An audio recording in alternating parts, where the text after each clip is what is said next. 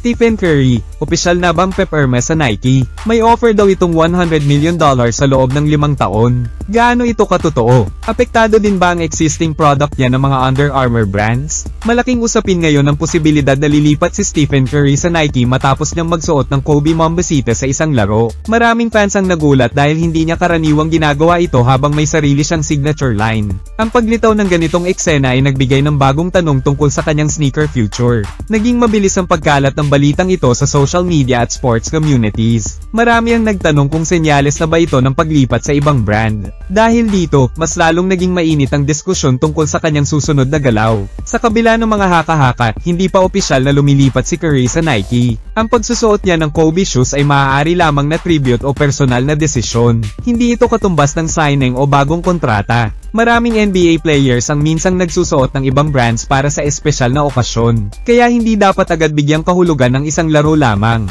Sa ngayon, wala pang kumpirmadong move mula kay Curry o Nike. Mas malaking bagay na dapat pagtuunan ng pansin ay ang paghihiwalay ni Stephen Curry at Under Armour. Ayon sa mga opisyal na pahayag, tapos na ang kanilang 12-year partnership. Dahil dito, naging sneaker free agent si Curry. Ibig sabihin libre siyang pumili ng susunod na tatak na pwede niyang makatrabaho. Ito ang nagdulot ng mas malalim pang espekulasyon tungkol sa kanyang susunod na brand. Natural lang na mas lalo itong naging usap-usapan sa buong sports world. Sa kabila ng hiwalayan, hindi pa nawawala ang mga Under Armour Curry products. Marami pa ring existing models tulad ng Curry 12 at iba pang colorways. Patuloy pa rin itong mabibili sa iba't ibang stores at online platforms. May inaabang ang huling modelo, ang Curry 13, bilang final release nila kasama ang Under Armour. Ipinapakita nito na tuloy pa rin ang business operation sa ngayon. Hindi agad mawawala ang Curry line kahit sila'y naghiwalay na. Kung naapektuhan ba ang Under Armour products, ang sagot ay hindi pa. Nanatili silang available at mataas pa rin ang demand mula sa fans. Ang brand ay naglalabas pa rin ng mga restock at promos. Pero sa long term, maaaring magbago ang marketing strategy ng Curry brand. Posibleng maging independent na ito o lumipat sa ibang manufacturer.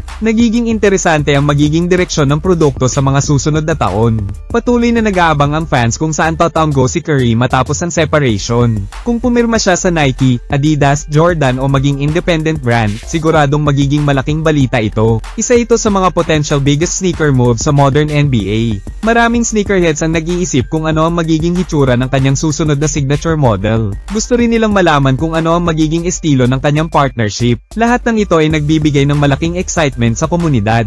Sa kabuuan, ang pagsusuot ni Curry ng Kobe Mambasita ay hindi pa patunay ng paglipat. Isa lamang itong pangyayari na nagkataong tumapat sa panahon ng malaking pagbabago sa kanyang career. Habang wala pang opisyal na announcement, puro speculations lamang ang umiikot. Patuloy namang umiikot sa merkado ang mga Under Armour Curry models. Nananatili pa rin silang bahagi ng sneaker culture sa ngayon. At inaabangan ng lahat kung ano ang susunod na kabanata sa legacy ng kanyang signature shoes. Habang nagpapatuloy ang diskusyon tungkol sa future ni Stephen Curry sa sneaker industry, nananatiling kalmado at tahimik ang kampo niya tungkol sa opisyal na plano. Marami ang naniniwalang pinag-iisipan niya ng mabuti ang tamang direksyon bago siya pumili ng bagong brand. May mga nagsasabi ring posibleng i-prioritize niya ang creative freedom sa susunod niyang kontrata. Posibleng naghahanap siya ng brand na magbibigay ng mas malawak na kontrol sa design at marketing. Hindi rin malayong gumawa siya ng sariling independent sneaker company. Ano man ang maging desisyon niya, siguradong may malaking epekto ito sa mundo ng basketball at sneaker culture.